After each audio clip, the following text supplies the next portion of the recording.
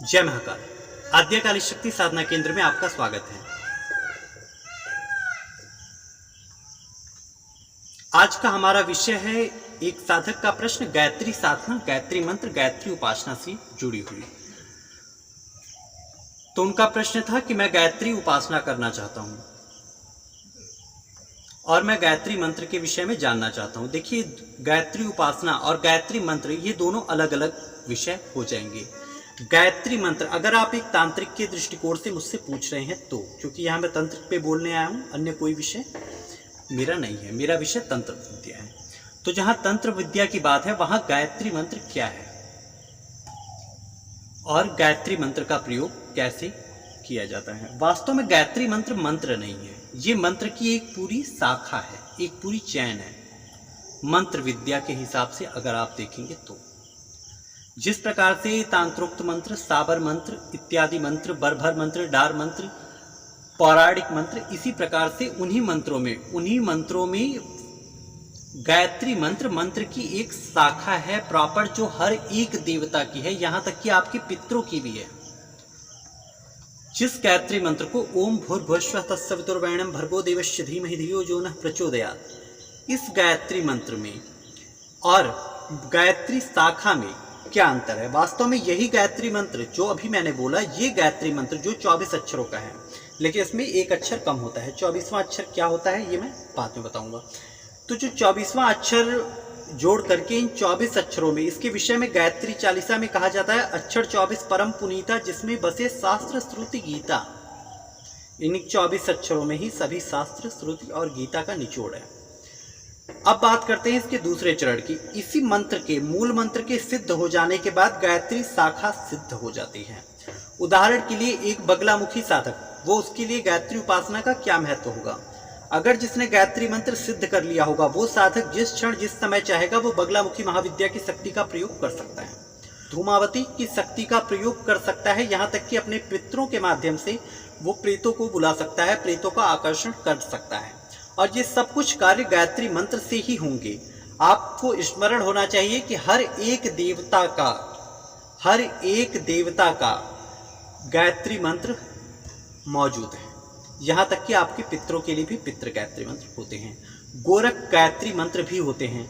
सतनमो आदेश गुरुजी को आदेश ओम काय शिवरूपी मध्याह्ने हंस रूपी संध्याम साधु रूपी हंस रोमन दोच्छर गुरु गोरख कायतो गायत्री ओम ब्रह्म सोम शक्ति सुनि माता अवगत पिता व्यंकम जाता वपन सुष्मे दशंग शाखा हरमुख नंजन गोत्र त्रिप्ति छेद जुक्ति जो जल स्वरूप प्रद्वन सावधेयता संभूति गुरु गोरक्षनाथ। ओम सोहम तत्पुरुषाय विद्महे शिव गोरक्षाय धीमहि तन्नो गोरक्ष नंजनो प्रचोदयात्। ओम सोहम हंसाय विद्महे शिव गोरक्षाय धीमहि तन्नो गोरक्ष नंजनो प्रचोदयात्। तो ये मंत्र है, ये मंत्र भी गायत्री मंत्र ही है, इसे गोरख गायत्री कहते हैं। हालांकि ये मंत्र आगे और भी है, लेकिन इस मंत्र को गायत्री मंत्र कहते हैं, जिसमें धीमहि योनः और प्रचोदयात् शब्दों का प्रयोग किया गया है गायत्री मंत्र से जुड़ता हुआ। ये सभी एक शाखा के, जिन भी मंत्रों में धीमहि, तन्नो, प्रचोदयात् इत्यादि शब्दों का प्रयोग हो, यदि मैं कहूँ धूमावत्ये च विद्महे संघारिणे च धीमहि तन्नो धूम्रः प्रचोदयात्, ओम बगलामुख्ये च विद्महे स्तंभिन्ये च धीमहि तन्नो देवी प्रचोदयात्। तो ये है क्या, ये बगला गायत्री मंत्र है और ये गायत्री माता से ही इसकी सारी शक्ति, गायत्री माता से मेरा अर्थ, मेरा गायत्री मंत्र 24 अक्षरों के गायत्री मंत्र से है। इस 24 अक्षरों में इसकी पूरी शक्ति का निचोड़ है। गायत्री मंत्र और गायत्री उपासना में अंतर है। दूसरी बात करते हैं गायत्री उपासना की। गायत्री उपासना क्या है। लाइट चली गई है तो कुछ कर नहीं सकती। दूसरी बात है गायत्री उपासना की। गायत्री उपासना कैसे की जाती है और साधक कैसा होना चाहिए गायत्री उपासना करने वाला।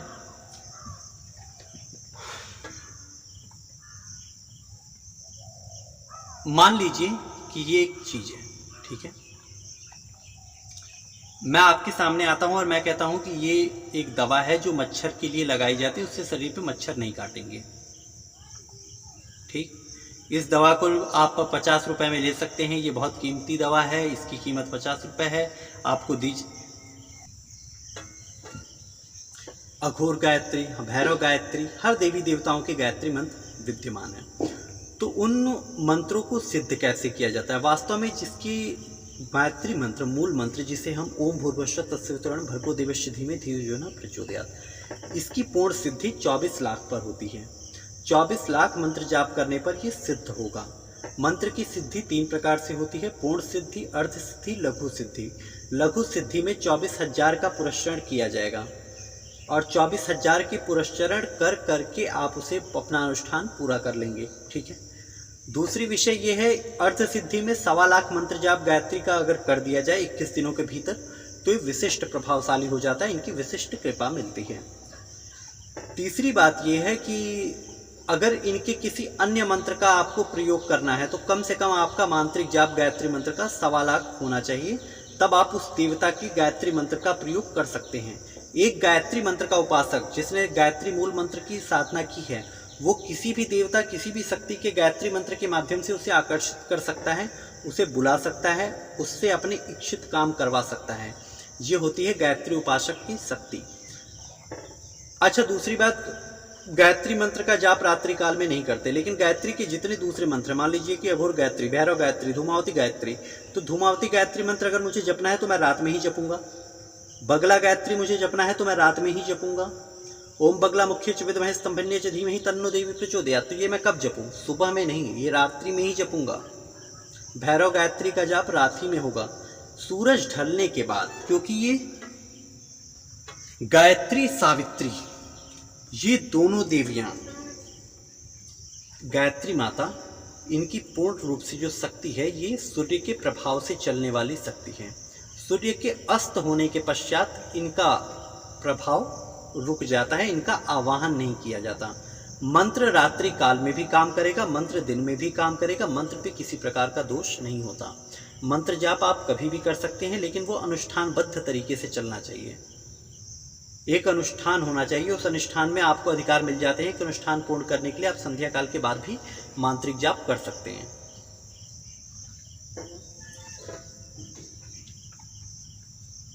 जय महाकाल।